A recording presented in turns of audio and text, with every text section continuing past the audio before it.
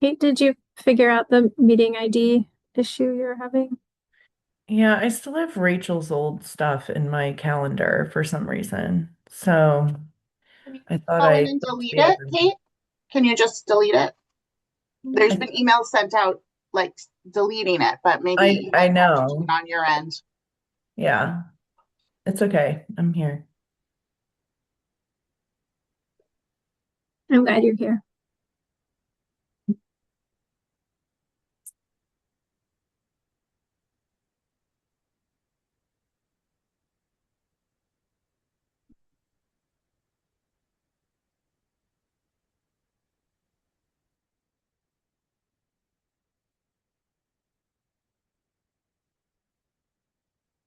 Good morning, everybody.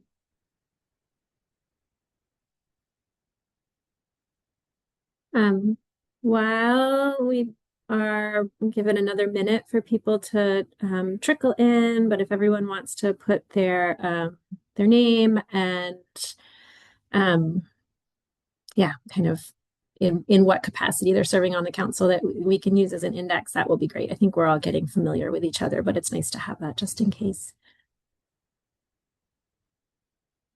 Oh no, Shauna, I'm sorry. And yeah, stay in your jammies. It's, um, I'm sorry you're not feeling well. But thank you for being here, even though that you're not feeling great. I appreciate that.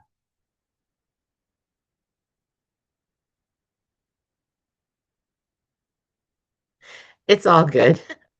Yeah.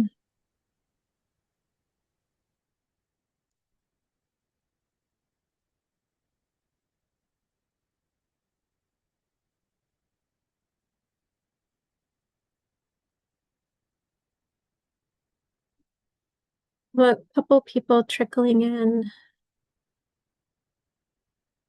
Um, we can get started. I'm hoping that everybody had a chance to look at the agenda. Welcome to the MaineCare Doula Council meeting. I appreciate you all for being here and doing this work with us. I think the top of the agenda, Maggie had some updates from the MaineCare office for us. Hi, everybody. It's nice to see you. Good morning on a very rainy day, at least here in southern Maine. I don't know if yeah, I see Naomi nodding. It's also rainy up there too. So I have heard, though, that it's supposed to be really lovely this weekend and warm and sunny. So that's exciting. Get to look forward to that. I'm sorry I wasn't at the last meeting. I had a previously scheduled family thing that I needed to go to, but here today and wanted to share with you some updates and some recommendations from MaineCare based on the information that you all worked over and kind of mulled during your last meeting. I know there was several kind of outstanding questions that were kind of out there, and we took those back to our MaineCare team, like Julie and Margaret and Julia, and a couple of other people, and got some guidance that I wanted to share with you.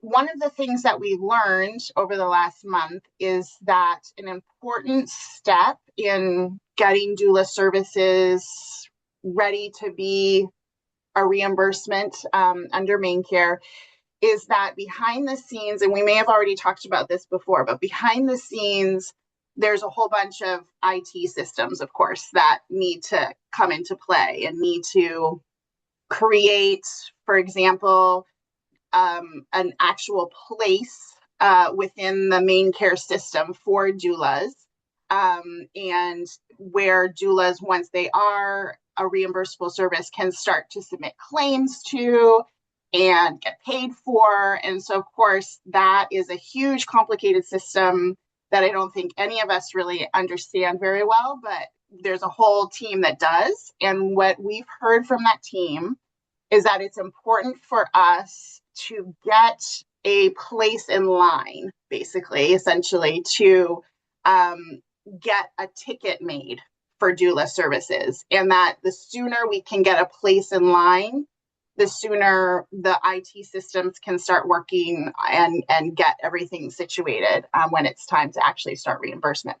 So in order to get us in line, we do have to come up with a few point of business items sooner rather than later.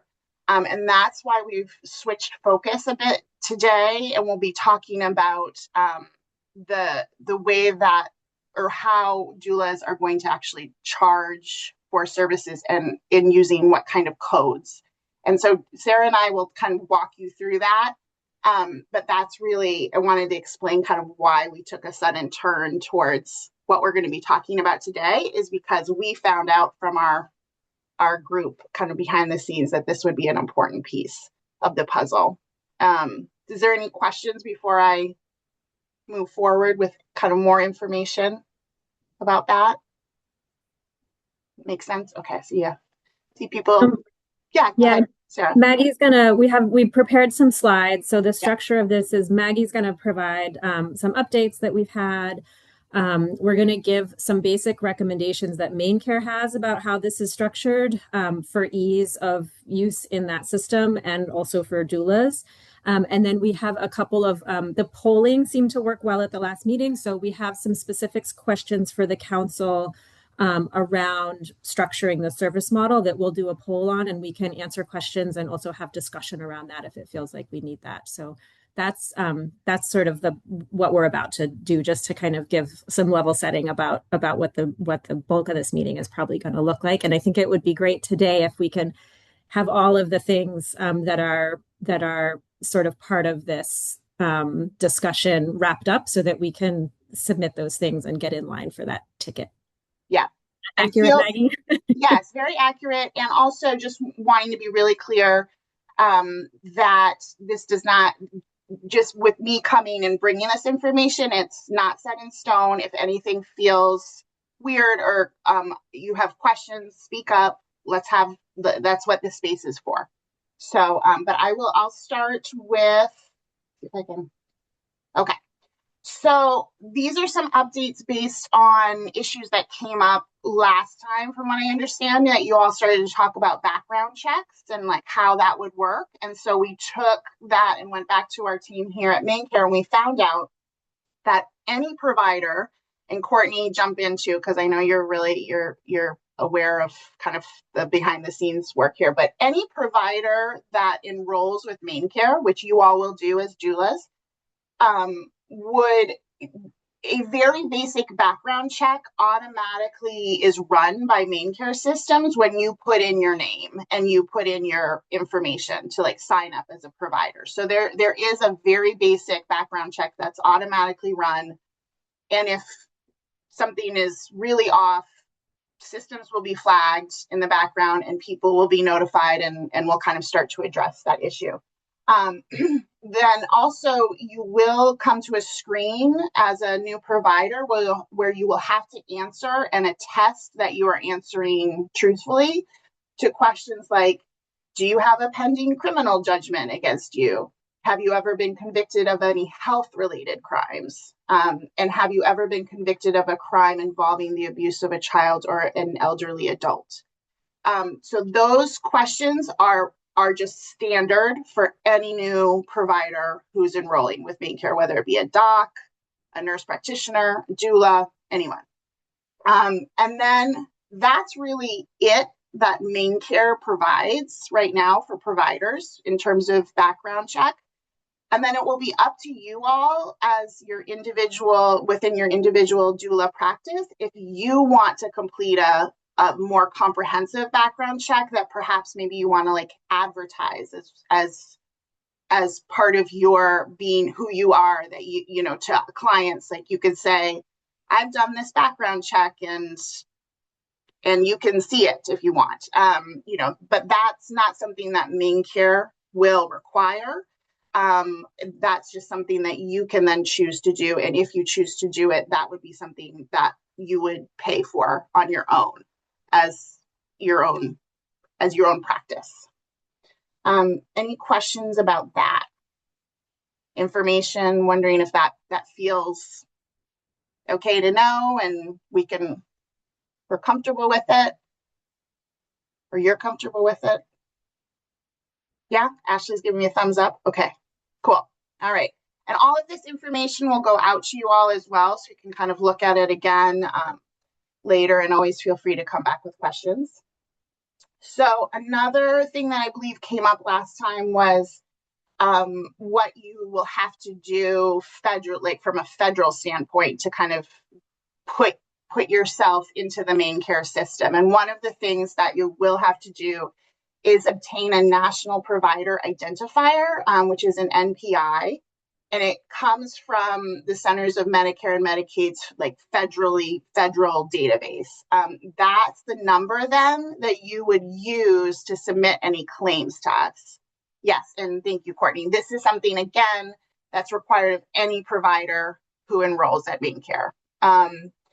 And Sarah, I think you probably have an NPI as an acupuncturist. And was that anything you had to pay for, or is it just something you go to the database No, or the? it's just you go to there's a website, you fill out your information, and it gives you a number. And it's basically just to give people who are providing health related services a number instead of using their name so that there's not confusion because there's people that have the same name. So that's really all it is. I believe when we were providing advising on the doula bill, somebody asked a question even about citizenship, and I don't believe you even need to be a U.S. citizen to get one of those. So it's completely free. It takes about 5 or 10 minutes to get online, and it's really easy.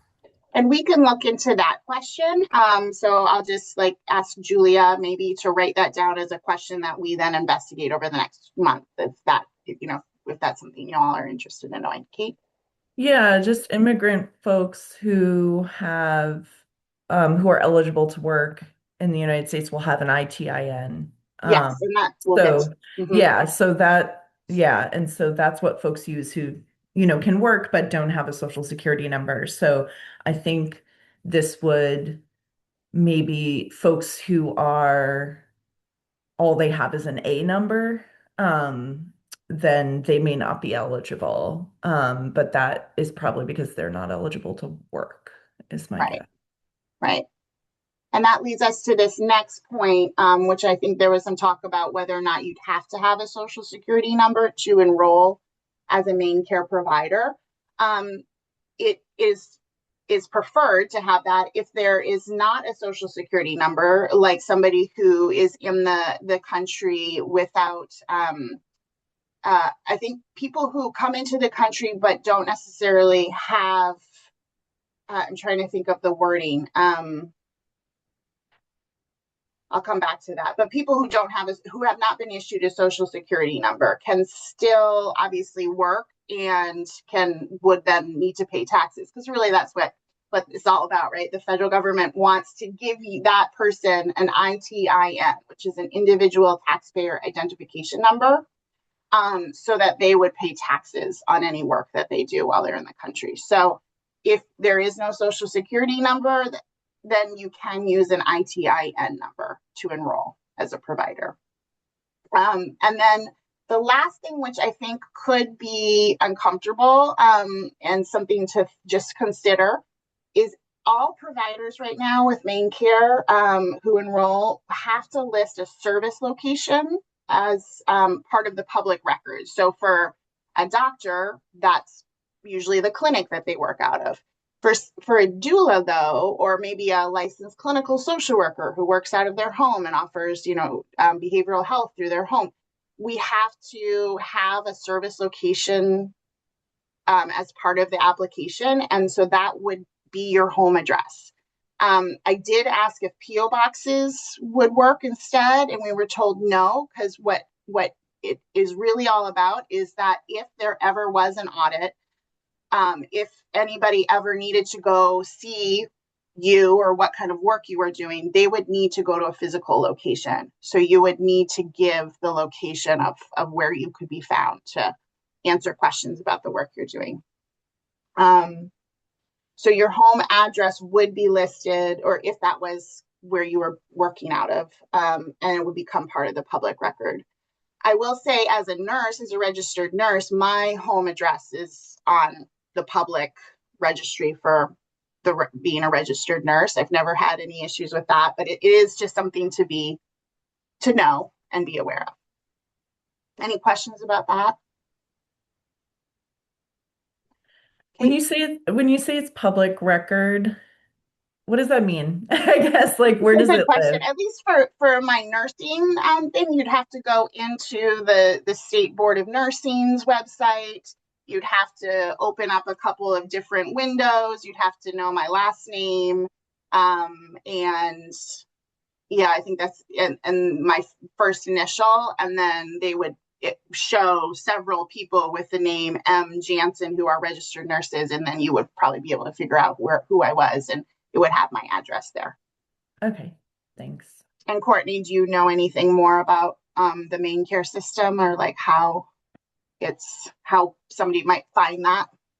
If not, that's okay. We can find out. Okay. I do not. Okay, we'll Happy find to out. look into that though. Yes. Yeah, we'll figure find it out. like how easy or difficult it is. Julie, if you don't mind. Okay, cool. I have one quick question on that, and this might be getting into the weeds, so we can table That's okay. this. Is there a window, like if somebody moves, is there a window for which they have to, update their information, or how does that process work? I'm thinking about, folks that move around a lot, or maybe their permanent address is in flux.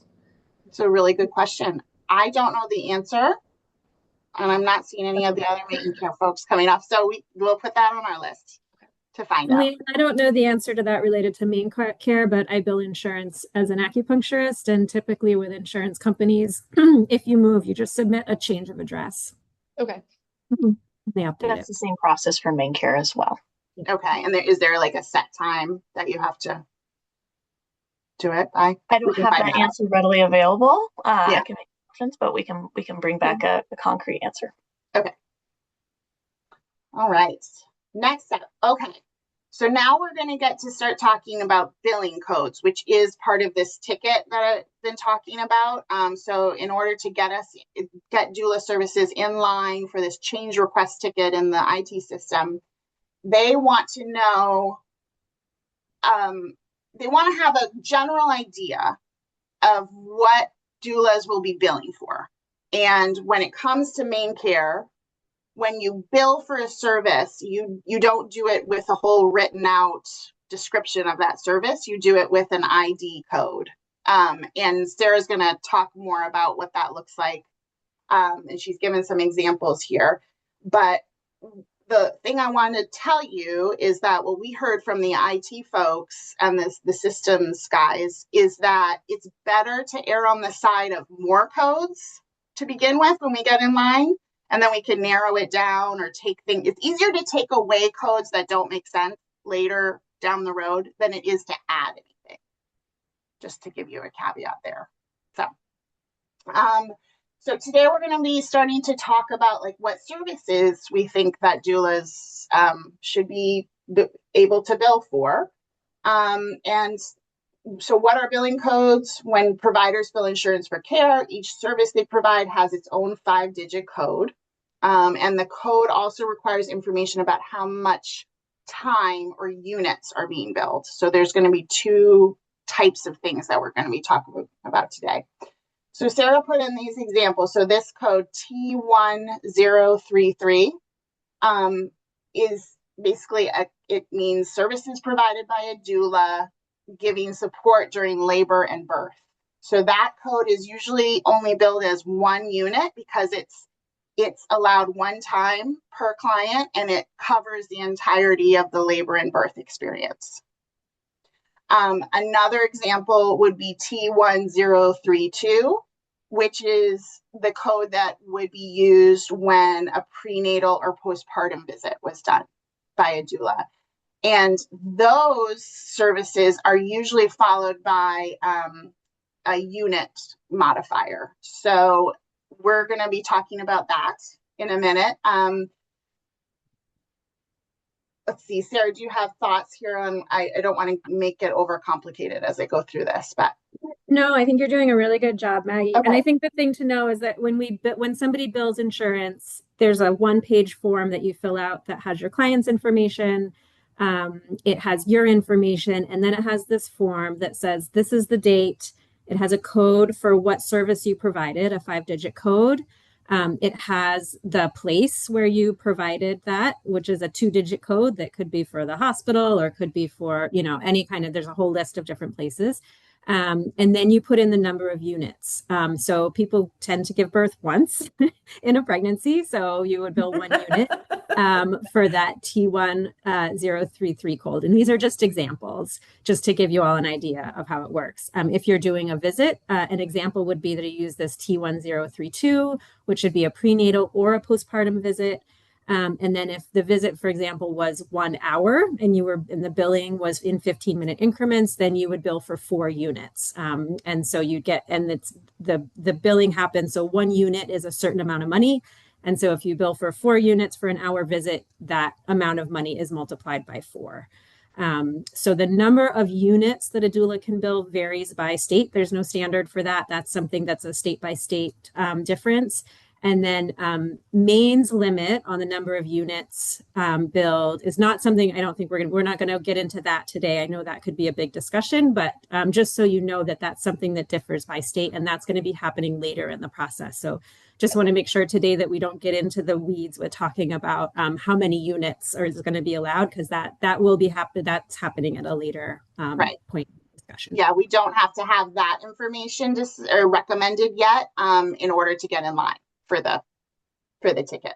We just need to know a few codes and whether or not we agree with the unit idea too. That's something else. So here's some recommendations from us to you from MaineCare. And totally open to feedback, suggestions here, but after talking to a wide swath of people at MaineCare, we believe to promote uncomplicated billing, we recommend that there be no different rate or code for a postpartum visit or a prenatal visit. There's just a few states right now that do allow for that. It can become very complicated. So what we're proposing is that whether it be a prenatal visit or a postpartum visit, there's really no difference on the billing side in terms of what that code is. And I just want to jump in and say that yes. In terms of doula care, this is great for us potentially, because if somebody's just getting postpartum care, they can use all of those units just for postpartum care instead of losing out on units that were supposed to be billed for prenatal care. So as a doula, it provides us with a little bit more flexibility in terms of what people need prenatally or postpartum. Because we know that some people need more prenatal care and some people need more postpartum care. And so this allows for greater flexibility for us with that. Sorry, Maggie. Oh, you're fine. We also recommend that we just decide that visits will be billed in 15-minute increments, which also is known as a unit. The unit and visit time cap will be determined later right now we're in the midst of selecting a vendor to do a rate determination process. And that vendor, once they're picked, will meet with you all. We'll do a whole lot of behind the scenes work, research to really look at where we should go in terms of how many units should be allowed within a period with a client. So more to come on that, but that we do recommend that visits would be billed in 15-minute increments. From the doula perspective, sorry, Maggie. No, please.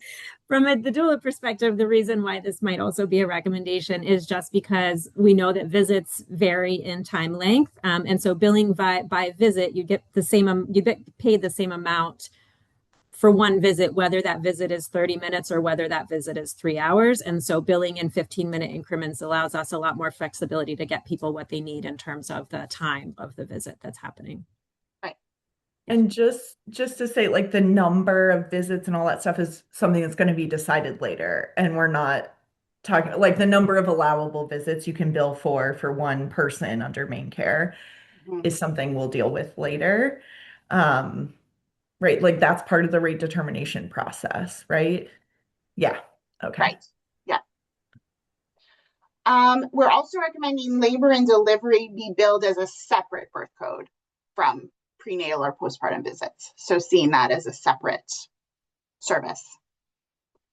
And we're recommending that there be no different rate for the type of delivery, vaginal versus cesarean. And now we have, I believe, a poll question based on that I'll let Sarah or Kate take on. So one question around that, though, is with that recommendation, do you all think there should be an option for an add-on code to be used for deliveries that go past a certain point? We put 24 hours here. But that's just something to consider. Kate? Yeah, so this is something we do have a question about later, but there's a couple ways to do that if people thought that was something worth doing. And one is to have it be able to bill incrementally for whatever, say I'm at a birth for 24 hours. After that, I'm able to bill every whatever increment, whatever time unit that is after additionally, or there's a way to have like a flat additive fee that for after 24 hours, right? So those are a couple things we'll talk about, but just from like Sarah and I talking, like thinking about how many of us are away from home for multiple days for births, and like sometimes we're only there, I've been at births where it's like the whole thing's wrapped up in 6 hours, like okay. But usually in my experience, like it's longer than that. And so thinking about how do we acknowledge the way that costs actually build up for doulas too in that time. So if you have to pay for childcare, if like all of these things about being away from home, do we want to acknowledge that by adding an add-on code for long births? All right. So we don't have, I guess not, we're not going to go to the poll question yet. I think we can go to the poll, I think, right? Okay. And yeah, okay, great. Do we have, I'm sorry, I'm not looking at the whole slide deck. Do we have more slides about this coming up? Let me look. No, so this is, yeah, so let's do the poll on that now. Yeah. Okay. Do folks have any questions about any of that before we poll, I guess? No? Great. And I think most of you have used Menti by now, but if not, there's a QR code on the right, or you can type in menti.com and use that code towards the bottom.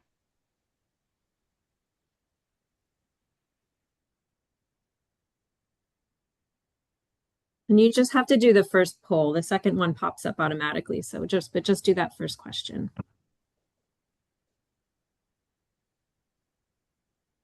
I think I might have been the 8th person because I clicked on the Menti. I'm not going to vote though. So, okay, perfect. I will stop sharing then. Let's see. Yeah. Can I ask if there's any reason not to do an add-on? Is there? I'm just curious. Is there any? Have other states not done it, or is there? Yeah, I'm just curious. What Julie we talked or Margaret, I think, you both looked into this a little bit, and Julie or Margaret, did you have a?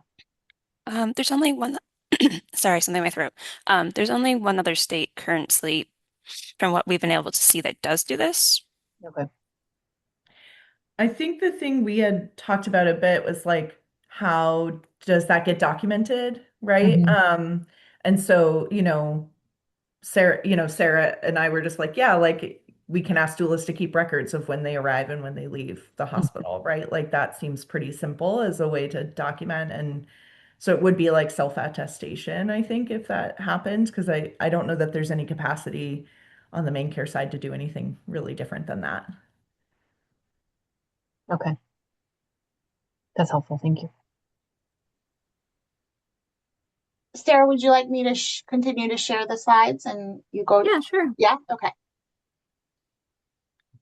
If we feel like there's no discussion about that, I'm happy we can just move on. That seemed like a low lift, easy decision for that. I'll let you take it from here, Sarah. Yeah, sure.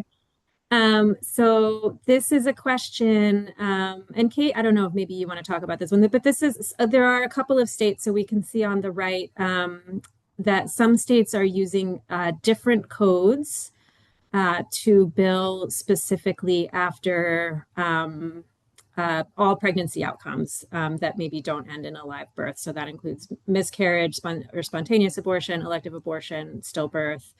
So there's 4 states that use separate billing codes. And then there are a couple of states that allow for additional postpartum visits if a doula doesn't bill for the labor and delivery visit. So if there's a pregnancy loss, then there's an acknowledgement that you're not billing for that labor and delivery code, and you're going to get some extra postpartum visits because that person might need more support. And so that's not many states have done this, but this is something that we wanted to, kind of take the temperature on for all of you and how you feel about this. So the options are that doulas are billing for pregnancy loss support just as a regular postpartum visit with using the regular postpartum code.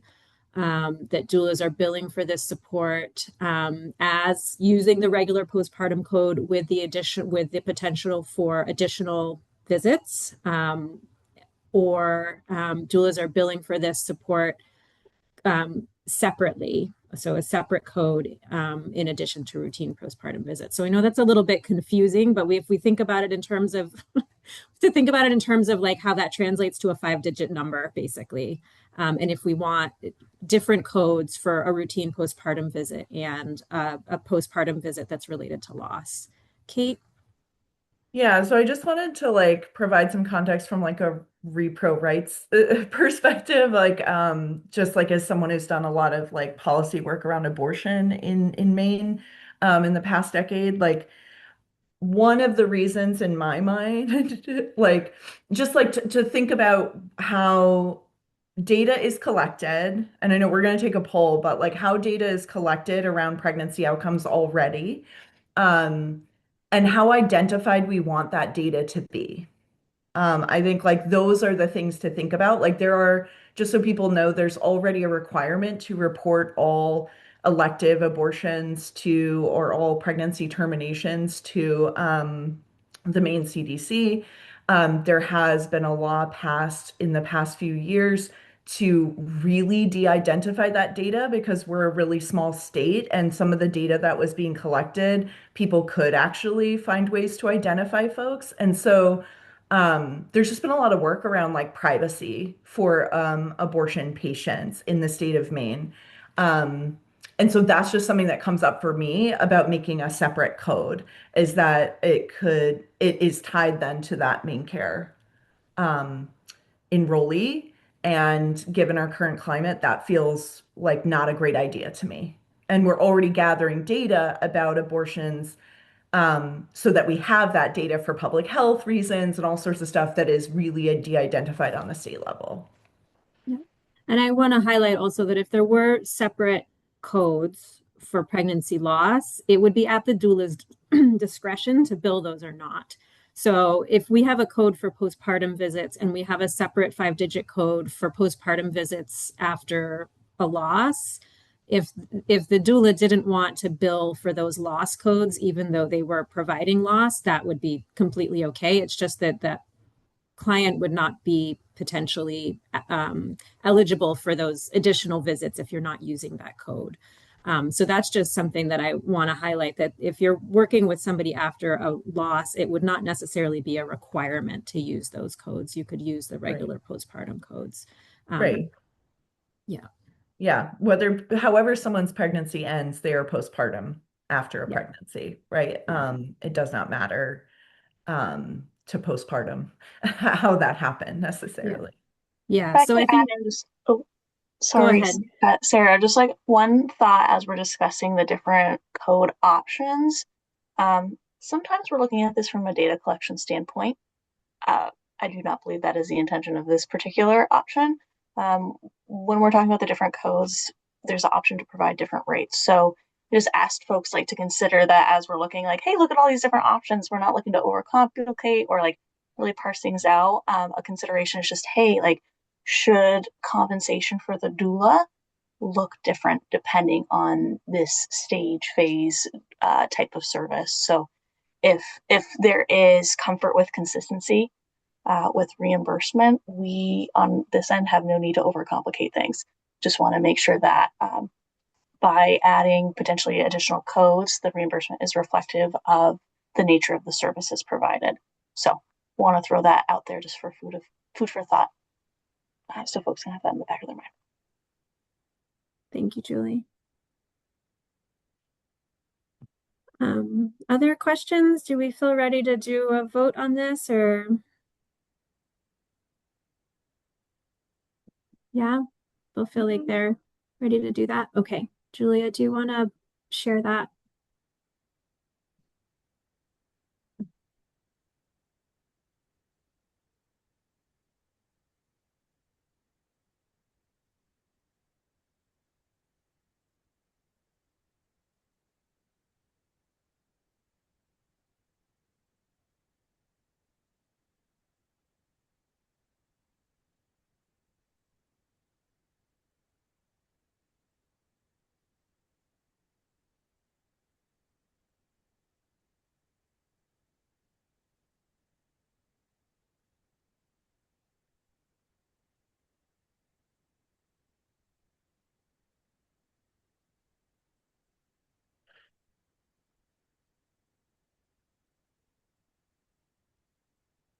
There is mud.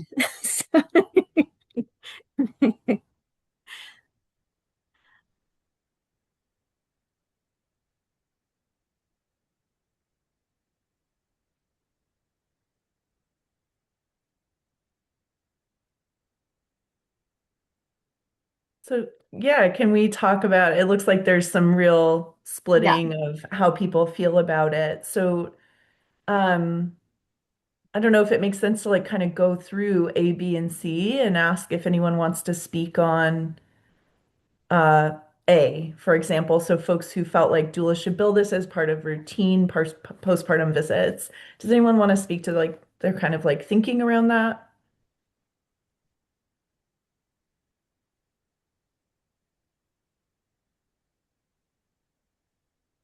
Okay, I was one of the folks that voted for option A, and I only did that just to protect privacy, to make it an ease for billing for doulas, not have to have yet another code. Just a couple of examples to my why.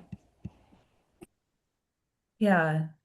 Yeah, I mean, I also voted for A really because of my concern around tracking of abortion patients, which is a real thing that is happening in other places, and it's something our federal government is interested in. So that concerns me, to have this identifiable connection to who had an abortion really worries me.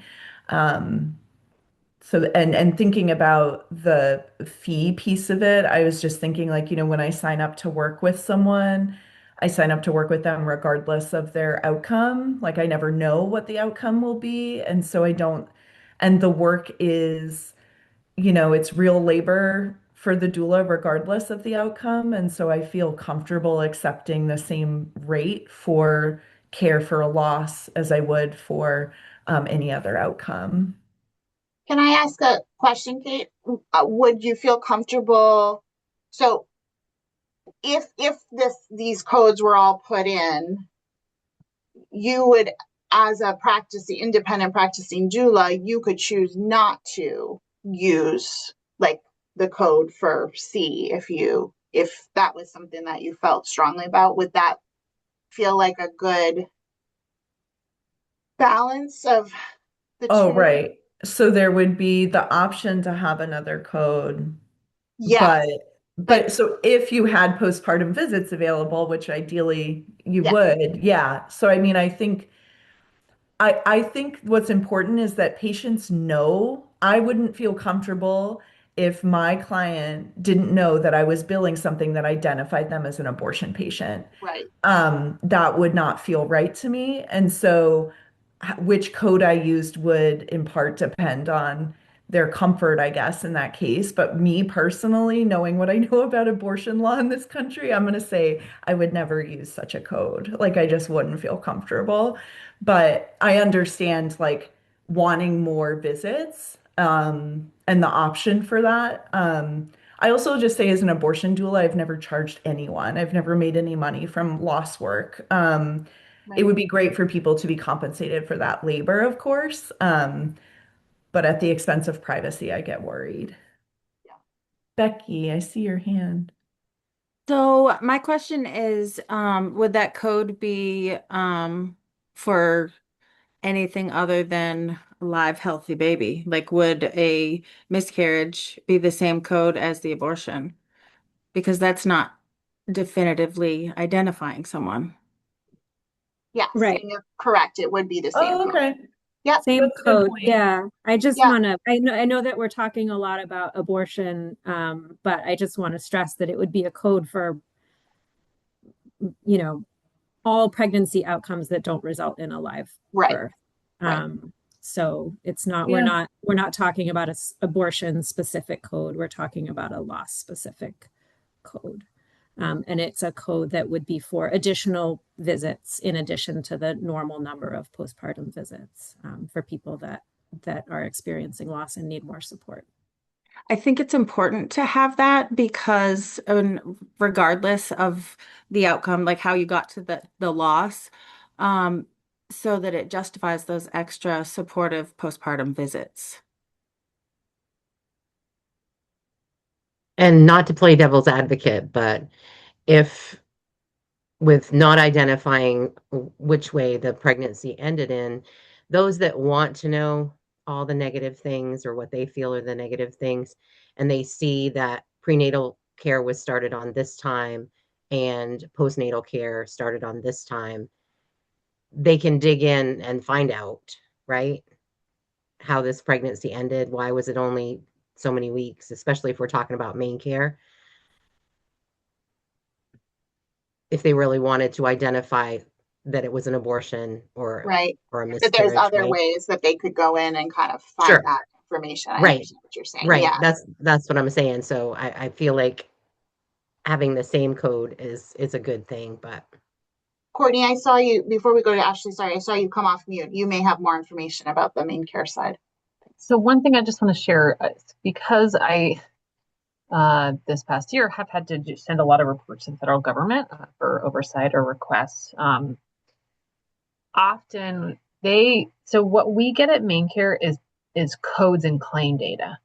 We don't get like individual medical records. And so when we think of that kind of oversight, what I have to report on is this many codes were billed, or this is so I just want to share that a little bit around like what can the federal government really look into. And I have had to think really critically of how do we protect providers with some of the oversight and the way that federal government has been focusing on Maine. So I care deeply about this topic. And so I just want to right size kind of what data they obtain. They're looking at cost data, they're looking at claims data, and they're looking at codes. They're not looking at medical records. So I just wanted to differentiate that they're probably, like, from what we're sharing, not able to see that postpartum visit happened 12 weeks, So I just wanted to share that. I don't think that level of detail is not what we share. And we don't have those records unless we formally do an investigation or request that actual medical record. Ashley? I just wanted, Sarah, you said something earlier, just a minute ago about billing over and above the normal postpartum allowance for visits. That seems subjective to me. So just wondering what the normal allowance would look like, just because Yeah. it would vary per patient, right?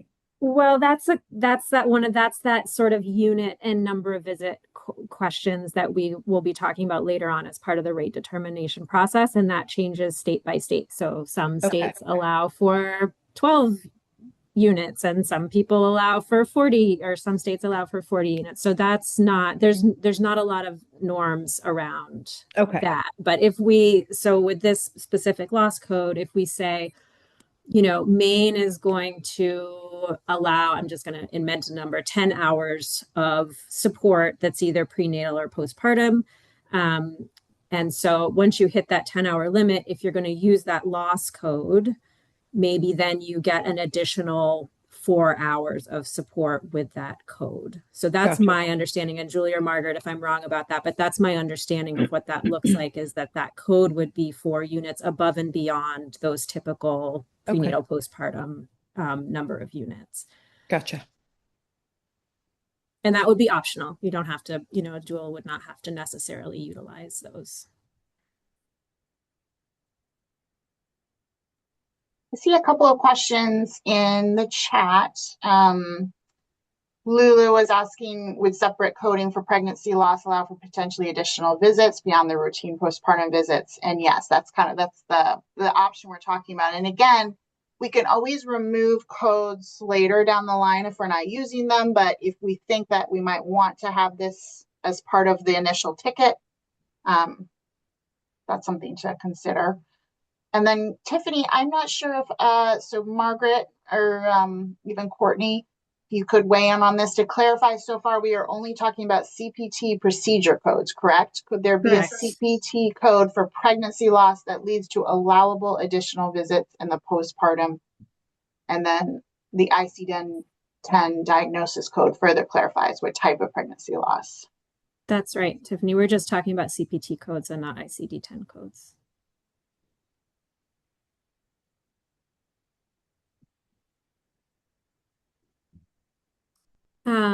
If there's not, do we want to, I think we need to have some kind of a resolution to this. Do we want to re-poll? I don't know if that's possible, or have further discussion.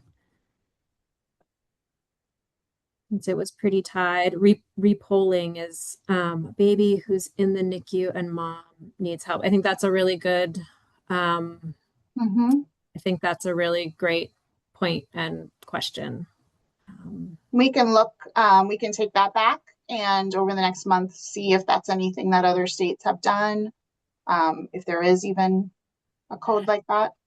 There's definitely I don't know that it's specific to something like the NICU, but there are definitely states where they, allow a process where you can request additional visits. And so I think we can look at it, but I haven't seen anything specific to NICUs, but there are examples where a situation arises where it's like it would be really helpful for this person to have extra visits, and then there's some kind of process with OMS where you would apply for that. Like almost like a prior authorization that sometimes. Yeah. So That was my point in asking, because I didn't mean to shut you down when I was like, well, if we bill for this outcome, then we get the extra visits. But if it could allow those special circumstances not to be specific to an abortion, a loss, or baby having difficulty staying in the hospital, because those parents are a disaster, you know? So if it could encompass all of that, maybe even just the extra billable hours, regardless of what got it there. Yeah, no, that was a really clarifying question, Becky. I think my mind went immediately to abortion because I'm very nervous about protecting those folks from all government. But yeah, if it's just a loss code and we do not specify, then it covers all forms of loss. And ideally, we would be able to get additional visits if needed for those families, having supported a family through the loss of an infant. Yeah, I needed extra time with that person. Okay. I'll just say I really appreciate these points and the bringing up NICU, so even if there's not lots of challenges, and I think it's great to take these thoughts down, and some of these ideas will be fleshed out further down the road as well, like through policy. So we likely won't need a code for every single special circumstance. We're going to try to make this as low barrier as possible from a billing perspective. But please feel free to continue sharing those pieces, and I just wanted to share that hopefully we will not need a separate code in order to submit the ticket for all of the ideas. So we have time to flesh out some of these great thoughts. So are we comfortable as a group saying that we are interested in having a separate code for additional visits? Is that something that we're comfortable with? And is that kind of adequate, Margaret and Julie, for this conversation right now? Yes, I think so. Okay, great. So are we comfortable saying that we want to have some kind of a code for additional visits? Okay. Awesome. Do we want to move to the next slide? We have another. Yes. Can you see it? Okay. Yeah, I can see it. So this is a question about a doula's role in postpartum care connections. So kind of how a doula is helping people to um, be getting that routine care for themselves and for their newborns. So um, there are three states, Virginia, New Jersey, and Washington, D.C., who have it as part of their model. There is a like a kind of a financial bonus for doulas who, for instance, in Virginia, it's like an extra $50 if a client does one postpartum visit and has one postpartum OB visit. DC has an extra $100 if a client does one postpartum visit and one postpartum OB visit. And both Virginia and New Jersey also have a little bit of a financial incentive if somebody does one postpartum visit and a newborn visit with a primary care. So this is not necessarily a question about offering those kinds of incentives at this point, I don't think, but it is a question about if doulas should be playing a role in, encouraging their clients to be attending those postpartum follow-up visits and attending those newborn visits. And that's something that in a couple of states has been built into the model. So we're not necessarily talking about like the specific codes for building that into the model or incentives, but if this is just something that this group, if doula is being part of making those connections into back to primary postpartum care and newborn care is something that is important to us. Questions about that? We have another poll if nobody has questions. I see Lulu's question in the chat is what would encouraging entail? And I think, I think the question here is, do we see ourselves as doulas as part of our role to be encouraging people to engage with postpartum visits and pediatrician appointments? I think that's the question. And I think the details of what encouraging looks like is a little beyond the scope of this question, if that makes sense. But I see myself as yeah, I'm making sure people are going to their appointments, or if there's a reason that they can't, I'm trying to help them resolve that. Um, because I do see part of my role is them engaging the healthcare system at all these critical points to get care. So I think that's what the question is about, whether you see that as a part of the role of a doula or not.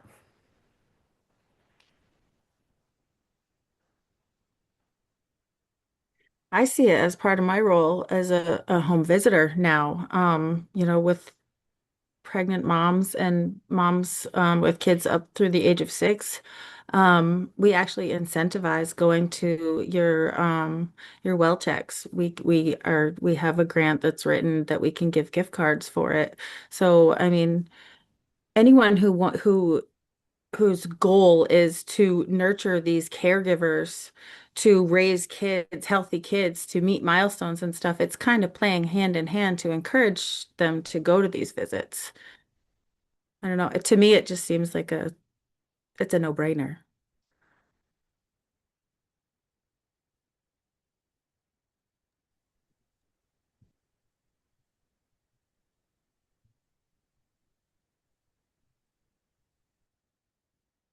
Do we feel ready to take the poll? It seems like we're kind of reaching consensus, but can we take the poll to be sure?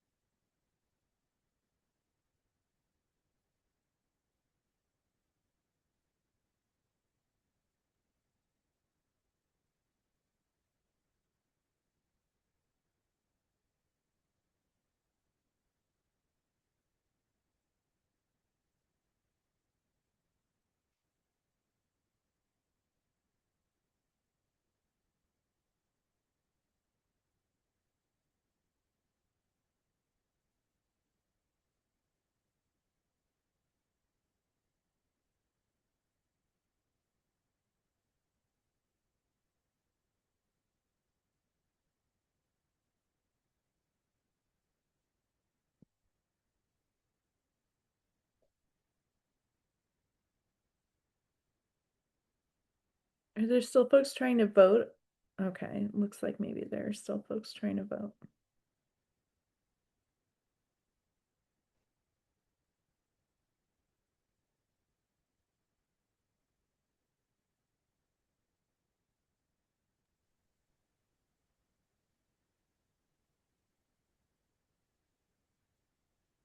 I think we had 9 last time, but I can stop sharing whenever.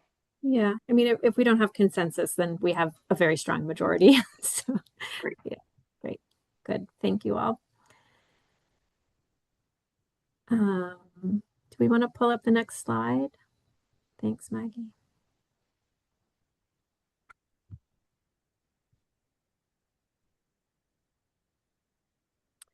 And I think this is the last slide. So this is a question about telehealth services. So I believe there's two parts to this question in the poll. So should Maine doulas be able to provide services via telehealth? And if telehealth visits are allowed, should and there be any restrictions on whether intake and discharge visits should be in person? So we can look at the sort of what other states are doing here. So for prenatal and postpartum visits via telehealth, there's 14 out of our 25 states that are reimbursing for doula services, do allow for telehealth visits. And then we have 2 states that allow for those telehealth visits, but you have to do the first prenatal and first postpartum visit in person. And then so for labor and delivery out of 25 states, there's only 3 states that allow for telehealth labor and delivery support. And then there is 1 state, New York, which allows for telehealth labor and delivery support in limited circumstances. So we can imagine that that might be something like COVID, right? When we were not, some of us were attending births via telehealth because we weren't allowed into the hospitals as support people. Can I add something quick to that, Sarah? Yeah, please do, Julie. A little nuanced detail. So you'll note the term explicit in these statements. So other states may cover these services via telehealth. We just didn't see anything that they explicitly disallowed it. So I would just like to add that caveat that while the states noted here say, hey, we do this, that doesn't mean the other states aren't doing it. They're just not advertising it, shall we say. Okay. And Julie, so if the states, would a telehealth visit would it be an additional code, a different code? There would be a modifier on it. So it would be, we'd be recording the same service and there'd be a modifier to say just the mechanism and how the service was delivered. So it shouldn't complicate coding too much. Okay. And just so everybody knows, a modifier is like a little 2-digit, it's a little 2-digit code in addition to the 5-digit code that says, I did a prenatal visit and also this other thing happened during that. And in this case, that other thing would be telehealth, just to, just so we all know what that means. Are there questions about this? Comments? I'd love to know, just from my own standpoint, how many of you think telehealth is crucial to the work you're already doing, have seen, I'd love to hear kind of if, like Leanne, I don't know if you ever do telehealth, how that feels, how it works. If not, sorry to put you on the spot, but I know you're I'm happy to share. So for me, I want to just give you maybe a geography example. So right now I have a doula client that lives in Millinocket who's delivering in Bangor, one who lives in Bar Harbor who's delivering in Bangor, and then one who lives in Calais who's delivering in Ellsworth. Okay, so geographically, there's no way I could get to all those people. So I do almost all of my prenatal visits with them are telehealth. And then postpartum, I'll see them in person, but a lot of that will be telehealth also. And that's part of the conversation I have with them when they're deciding, should they hire me, geographically, does that make sense for them? And does that type of support feel good to them? And I've done during COVID, I did some telehealth labor support. It's not my favorite thing to do for sure, but in those circumstances of the world, it made sense. And I was able to support, people out of state, which I know that will be different for MaineCare purposes, but that was kind of cool, college roommates and things like that I wouldn't normally get to connect with. So yeah, it fit the times. And so I think it worked for that circumstance. But yeah, right now, definitely geographically, telehealth makes my life way easier, and it also allows people to have support that maybe wouldn't otherwise. So yeah. I'll just share that I think it would be helpful if you all help us understand where you feel like I totally agree with the comment in the chat. Like, we want to be expansive. We recognize the rurality of state, and telehealth is a critical resource, and where we want guardrails. And I'll just say this is a huge issue where our older policies are not prescriptive sometimes. And so we have the intent is for services to be provided in person, but then they're being provided telehealth, and it really is not it might be to the letter of the law because the law is not specific, but to the rule, but it's not the intent of the service. And so I think if we can just identify where we think really the critical in-person services are and where we want flexibility for others, I think would be very helpful as we work to define a policy.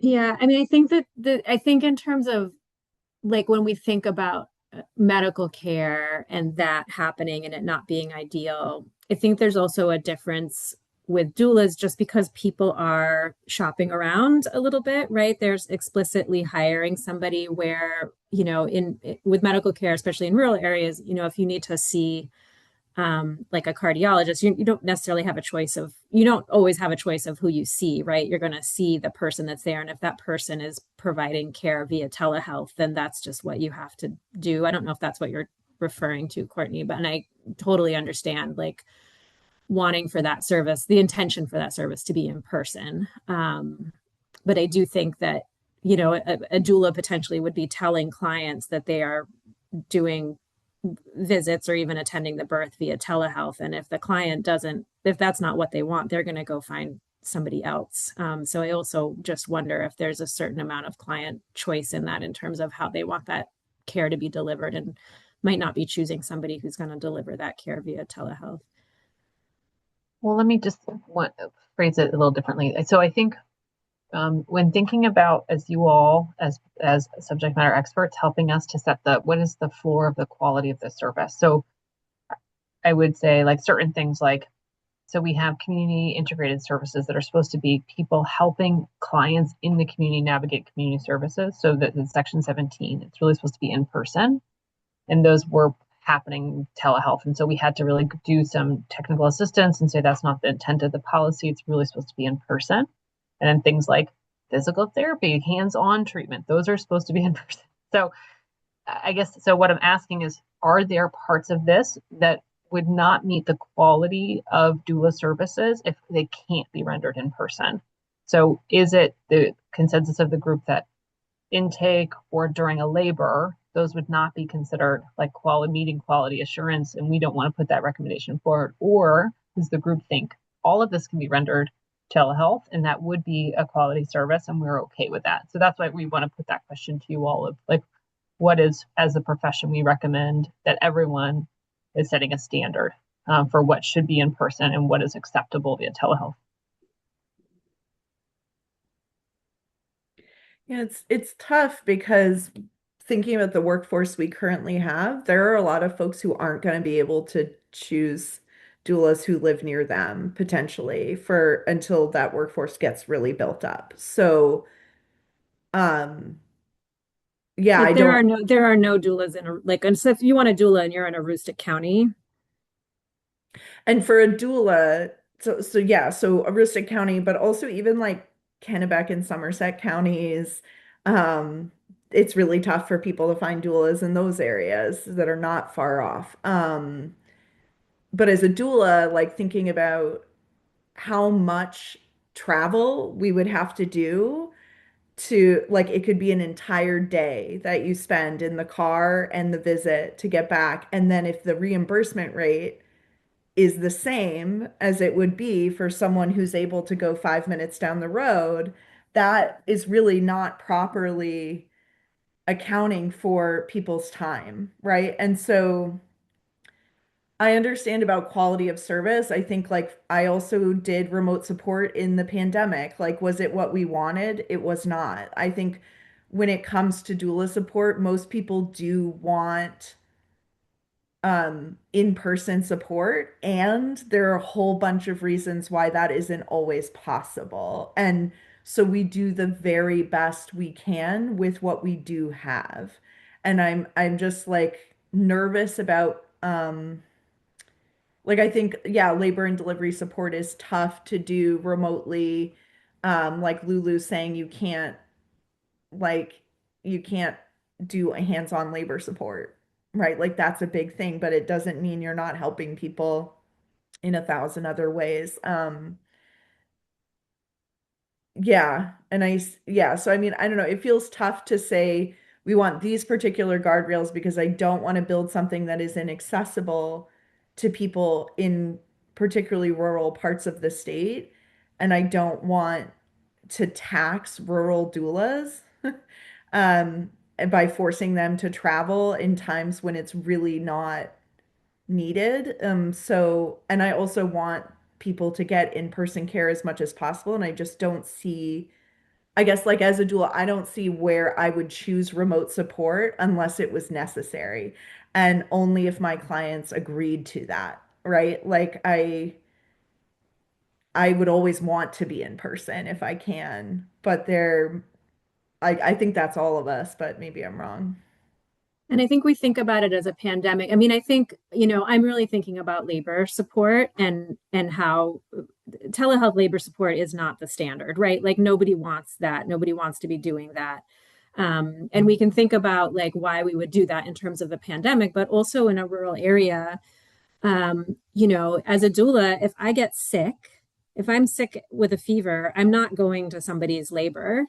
And if that person is in a rural area, there's no other doula around who can go and be back up in my place potentially. And so then my only option, if I'm home sick and can't go into the hospital, is to provide support via telehealth or not be there at all for that person. And so I think there are circumstances where outside of like something as catastrophic as the pandemic happening, where telehealth labor support might be the only way to make sure that you are there for the person that you're working with. And I don't know, and I know that we're talking about codes, right? So I don't know if, I think what New York did is interesting and that they made that telehealth labor support an option in very, sort of extenuating circumstances. I don't know like how we would qualify that, but I think that that's like maybe an interesting way to like kind of meet on that, is that like we're acknowledging that in-person labor support can't always happen, and that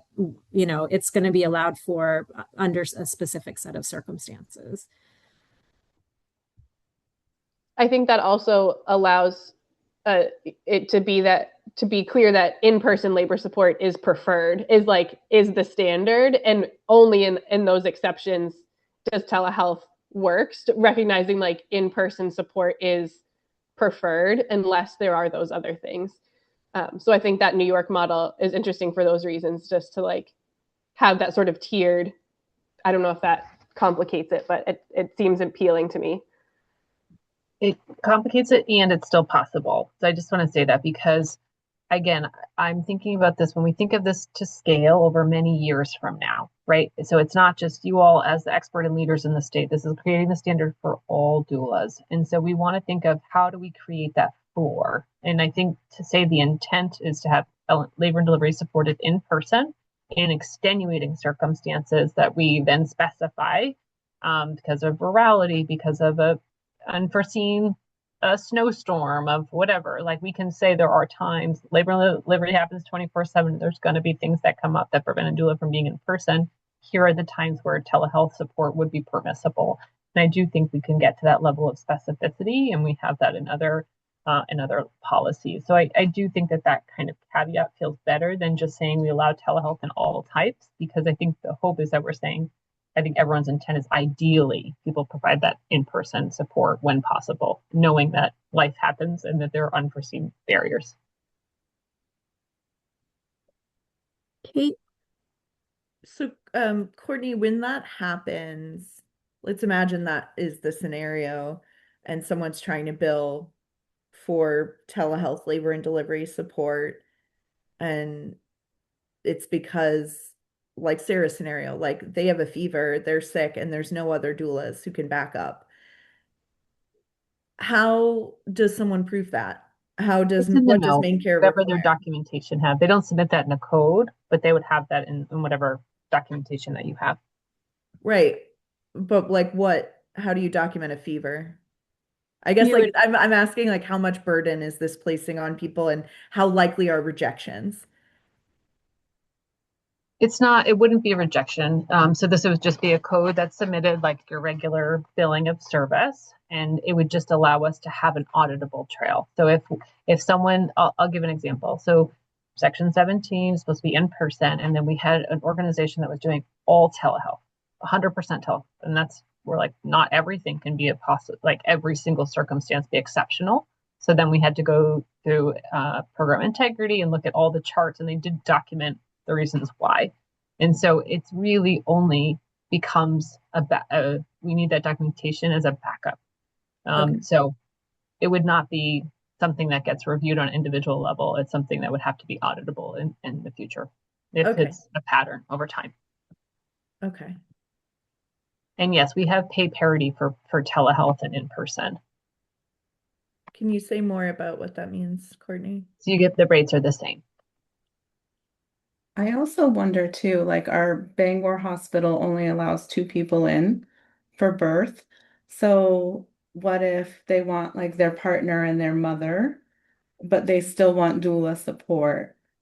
So in a case like that, they would want their partner and their mother in person and doula support over the phone. And yeah, so how do you, like document or like get permission for that? Like what does that look like? great point, Naomi, because we do have visitor restrictions still, and I've been in that very position where somebody had to choose between their mom and their doula there.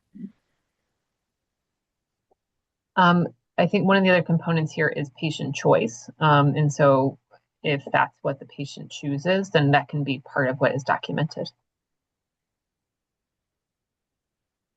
Tiffany.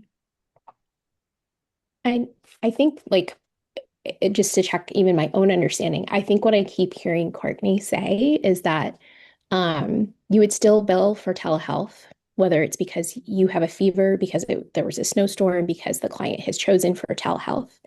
The only time the reason why you provided telehealth versus in person likely comes up in the case of a MaineCare audit, where they are double checking, are you billing appropriately, which doesn't happen in every single claim you submit. It might happen periodically, in which case then they're looking at your chart notes, if you will, where you have documented usually at the beginning of your note that Exactly. services provided, or Tiffany presents to the home of the client, or Tiffany presents over telehealth because of hospital limitation or policy of number of people attending, right? Like, so there's not going to be like a different code for if you were ill versus if there was a snowstorm versus like you live so far away from all of your clients because you're rural. It only comes into play if you're audited, and then you have to provide notes that proved that you provided the care, in which case you just have a sentence that indicates where you provided the care and why. Thank you, Tiffany. That's a wonderful summary. Yeah. And I think like the only other thing I'll add here is, so I know that this is hard to think about, but this is what feels really important around some of these guardrails. We want to protect patients from poor quality service. And so if there's someone that is only doing telehealth, doing a phone call, and really not providing the intent of doula services and is just trying to maximize billing, like that's unfortunately some of the cases that get brought into, obviously not particular to doulas, but other services. So how do we create the floor of what are we saying is a standard of quality care for our patients? So that helps protect them receiving high quality services. So that's part of the intent here, is that we're trying to get to a level of specificity that's saying, here's the floor of what is appropriate for this service. And all of the extenuating circumstances you're saying is absolutely correct in that providing doula services is an huge geographic region is really challenging. And how do we protect the patients of, again, someone that might just want to maximize billing? And I don't say that because I am accusing anyone in the doula community of that. I'm saying that because we have patient providers that has been a challenge, other types of providers. Totally. Courtney, does that, like, if there was a doula, does it trigger an audit in MaineCare? If you have somebody, like if a doula was just billing every single labor code with a telehealth modifier, would that necessarily trigger an audit in MaineCare? Not necessarily. I mean, I think again, if they have documented reasons why. I think the things that get auditable are red flags that are outside of ordinary. So if we have one doula that's billing $1 million, and it's just like extraordinarily different than the pattern of the rest of the field, that starts to trigger what is happening here. So those are some of the things that are outside of ordinary. Or if something is telehealth only all the time, we're saying the intent of the service is mostly in person, that could trigger an audit. Okay. Yeah. So that would be a guardrail if we were to say that the intent of labor and delivery service with doulas would be to be in person, but we have this list of extenuating circumstances. Yes. Does that feel like a reasonable guardrail to you?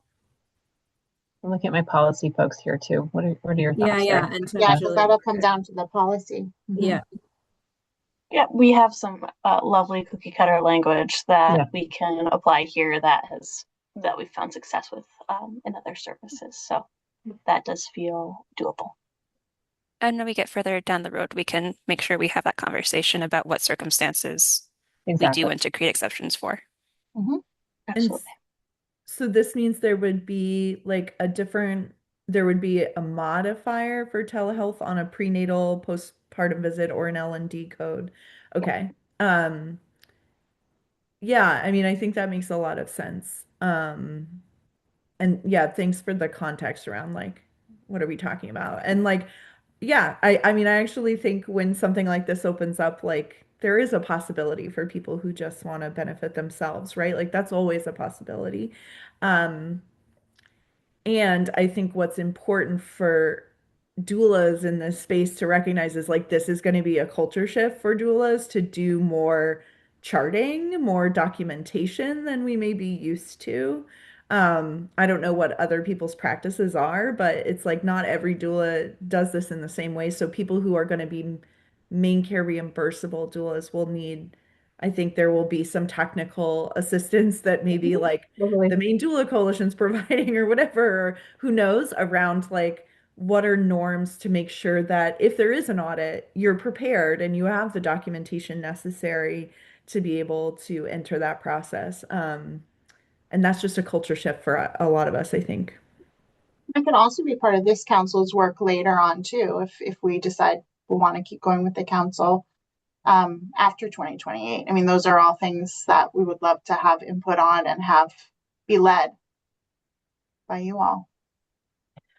I see some questions, and I know we have a poll on this, and maybe we want to do that, but I see Becky's questions like, would there be any safeguards in place? Who would have a service summary that's a much higher rate of telehealth? Like, will there be a yearly enrollment as a provider to MaineCare that would examine this? Just like how often is that being looked at? Yeah, just thinking about those guardrails that you were talking about, Courtney. Yeah, Maggie, this is something. So sometimes after we launch new services, we could do some quality assurance internally, like separate from program integrity and not like as a way that we're just assessing and providing that information here to the group of here's what we're seeing and learning, and not in like a punitive PI way. So we can think of it as some quality assurance after the benefit launches, and we can pull that data, and so that could be something we could think about too. Thinking about like our CCBHC colleagues of like, okay, this is a new service and let's look at the quality and the utilization and those kinds of things. So that's something we can look into. Yeah. Awesome.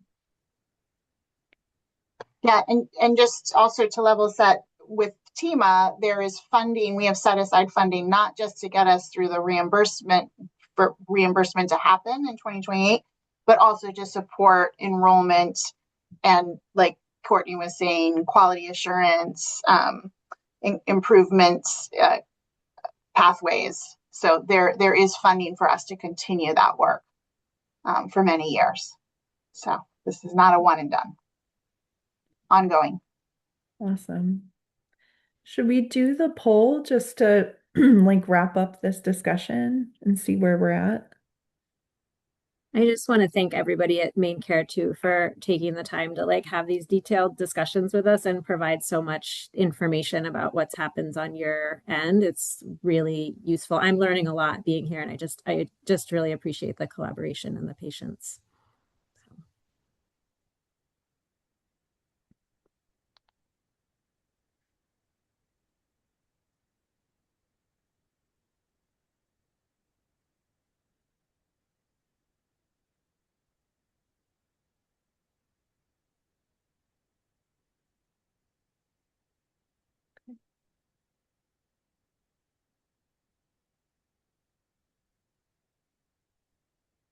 All right. Okay.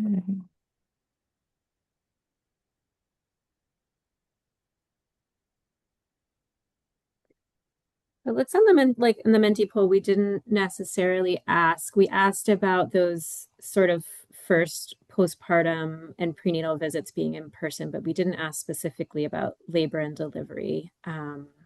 But what I heard from the group is that we would like to have a telehealth code or telehealth modifier for labor and delivery under specific circumstances. Is that accurate for everybody? Okay. I feel like that's what I heard. Is there anyone who's like, no, that's not where we've landed? I Okay. would change my no to a yes in that case. Okay.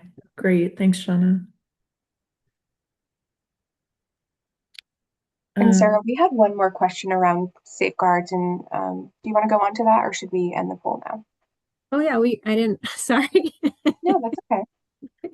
I think it's worth doing just to clarify where we're at.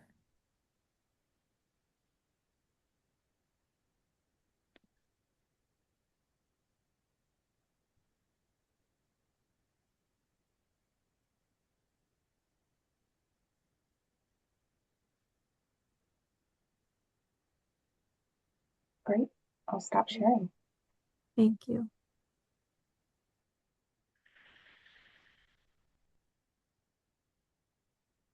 Great. Thank you, everybody. We had, if there was time, we were going to go back wade into the weeds on the liability insurance piece, but I think with 6 minutes remaining, it's unwise to start that conversation again. And I should jump into it. We're also trying to find out some more information on the MaineCare side about liability stuff. So we'll hopefully have that for you by next month, which will enable probably a better conversation in the end. Great. Thank you. Does anybody have final questions, comments, feedback, celebrations? Just one thing, because I wasn't at the last meeting, I did review the video and everything, and I know it isn't a topic that we talked about today, but when we were talking about the continuing education for the doulas, just an FYI, in the state of Maine, there is no requirement for nurses to have continuing educations annually or for renewal of their license. Wow. Thank you, Shauna. I didn't know that. That's kind of wild. I agree. Having come from Florida and Georgia licensing, where I have to pay, I pay like an app, a CE broker that keeps track of everything that feeds directly to the state boards in those states. When I came home to Maine, I was like, what do you mean? I don't have to. Well, we leave each hospital or employed agency that hires nurses to make that decision on their own, but you do not have to have anything to renew your license every 2 years. Interesting. I think I need 30 units a year as an acupuncturist. So that's. Don't we have to attest, Shauna? No. Don't we have to attest that we've done some? No. Just looked it up. It's APRNs, like nurse practitioners, but not nurses. That's fascinating. Yeah. Yeah, and like I carry multiple certifications, so I have to, between all my certifications, I have to have like 90 every 3 years or whatever, Wow. Okay. Thanks for sharing that. Yeah, and Tiffany's saying licensed midwives have to have a certain number of CEUs. So, okay. So I guess we'll be picking that back up in a future meeting, this question of continuing ed. But I'm just like grateful for folks bearing with us through this process where things are a little, today was really technical. But thank you to the MaineCare folks for setting us up so we could get through all of that in one meeting. Really appreciate it. Thank you, everybody. All Can right. I just Oh, can I just clarify our next meeting date is the third Thursday? I just want as the summer gets going, I just want to make sure I have the right Yeah. pattern. Yeah, we shift. We do the third Friday, which was this Friday, and then we Okay. go to third Thursday. So Okay, so and that'll be the third Friday for July. Okay. Yeah. I'll set those aside as my summer fills in. Thank you. yeah. So June 18th at 9 o'clock will be the next Perfect. meeting. Yeah. Thank you. Awesome. Thank you, Thank you all. everybody. Have a Take good care. weekend. Thank you. Bye.